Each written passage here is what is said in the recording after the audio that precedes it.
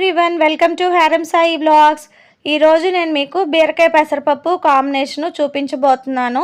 బీరకాయ అనేది డైజెషన్ చాలా త్వరగా అవుతుంది. అందుకే మనకి ఏదైనా హెల్త్ ఇష్యూస్ వచ్చినప్పుడు బీరకాయ ఎక్కువగా పెడతారు. ఇంకా పెసరపప్పు ఒంట్లో వేడిని తగ్గిస్తుంది.